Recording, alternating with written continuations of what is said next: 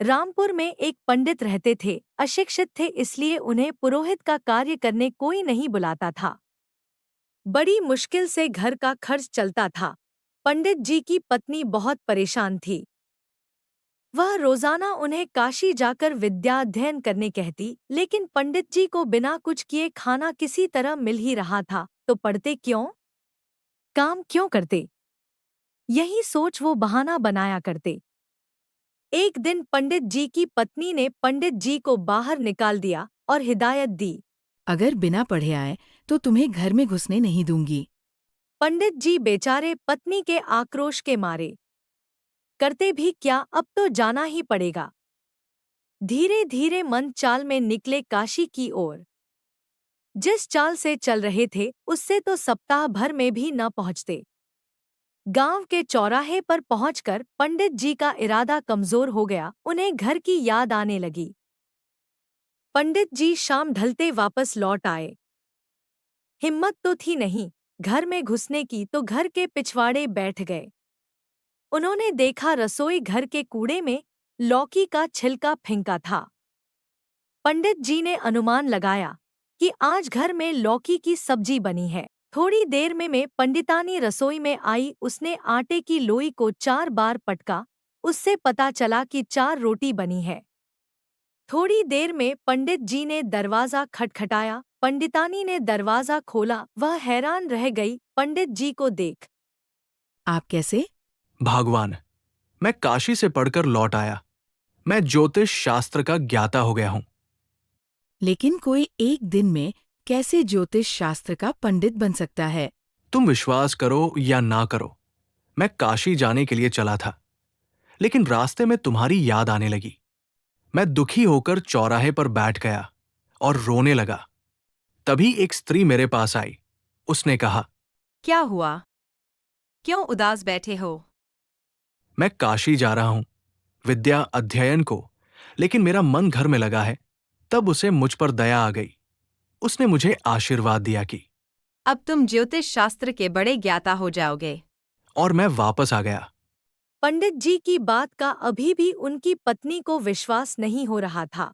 अगर आप सत्य बोल रहे हैं तो आपको परीक्षा देनी होगी। ठीक है, मैं तैयार हूं। ये बताइए आज खाने में क्या बना है? पंडित जी ने थोड़ा समय लगाते हुए कहा। गणना के अनुसार आज गृह में सब्जी और रोटी बनी है।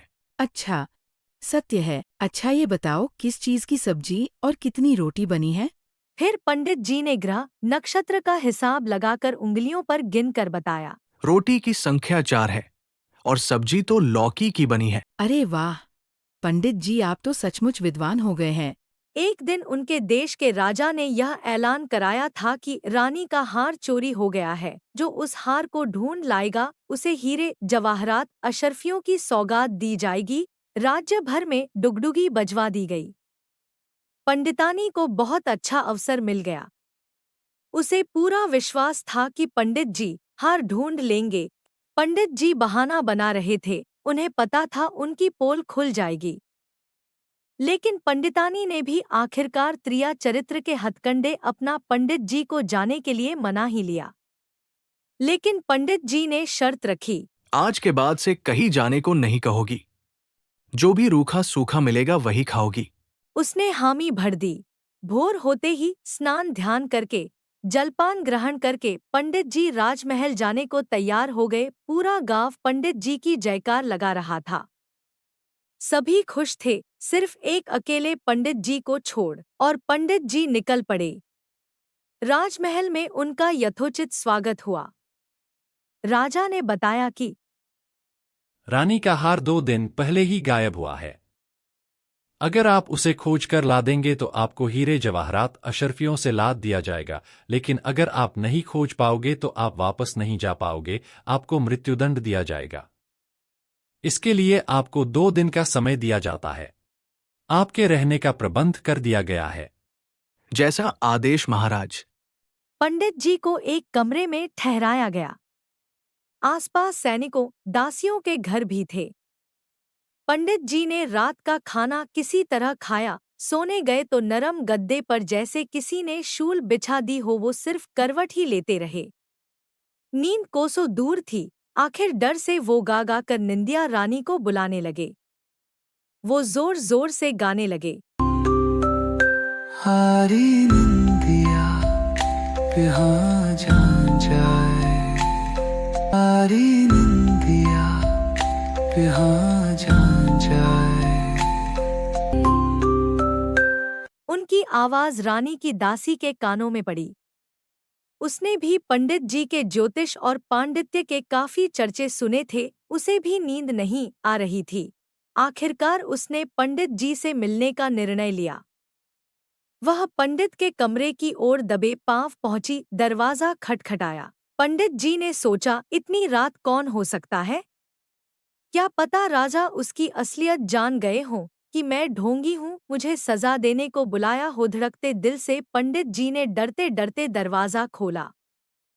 सामने एक युवती को इतनी रात आया देख पंडित जी सकपकाए। हकलाते हुए पूछा, कौन हो तुम? इतनी रात क्यों आई हो मेरे पास? त्राहिमाम पंडित जी, त्राहिमाम। और वह पंडित जी के पैर पर गिर पड़ी। पंडित जी की कुछ समझ में नहीं आ रहा था। क्यों आई हो? उठो मेरे पैर से। पंडित जी, आप सर्वज्ञानी हैं। आपने ही तो मुझे आगाह किया कि मैं आकर आपके पास अपना गुनाह कबूल कर लूं, अन्यथा कल मेरी मौत निश्चित है। क्या? जी पंडित जी, मैं ही निंदिया हूँ, रानी साहिबा की दासी। मैंने ही रानी का हार चुराया है। अब आप जान ही गए हैं तो कृपया करके मुझे बचा लीजिए। अब पंडित जी को सारा माजरा समझ में आ गया। पंडित जी बाहर से दिखावटी गुस्सा दिखाते हुए बोले, हाँ, मुझे तो आते ही समझ में आ गया था कि हार तुमने चोरी की है। अगर बचना चाहती हो तो वो हार मेरे बताए स्थान पर गाड़ दो। जी पंडित जी। दोनों फिर जाकर अपने अपने कमरे में सो गए। अब दोनों को ही अच्छी नींद आई। सुबह दरबार लगा। जनता भी पंडित जी का करिश्मा देखने बड़ी संख्या में आई थी। राजा ने सिपाहियों को कमरे पर भेजा तो पंडित जी को सोता पाया। उन्होंने पंडित जी को उठाया और दरबार में हाजिर होने को कहा। पंडित जी जल्दी जल्दी स्नान कर दरबार पहुंचे। क्यों पंडित जी, आपने हार खोज लिया? बस थोड़ा वक्त दीजिए, मैं ग्रह नक्षत्रों का हिसाब लगा आपको अभी बताता हूं। पंडित जी ने अपना स्थान ग्रहण किया और पोथी पत्र लेकर जोड़ घटाव करने लगे। दरबार में पूरी तरह से शांति छा गई। सब पंडित जी के बोलने का इंतजार कर रहे थे। अचानक पंडित जी उठे और उन्होंने अपने पीछे सबको आने का इशारा किया। पंडित जी एक खुले स्थान पर जाकर रुके। उन्होंने एक स्थान की तरफ इशारा किया, खुदाई के लिए। वहां खोदते ही हार दिखाई पड़ा। राजा ने बहुत सारे हीरे जवाहरात पंडित जी को भेंट किए। घर लौटकर पंडित ने पंडितानी को माल सौंप दिया और खुशी खुशी जिंदगी जीने लगे।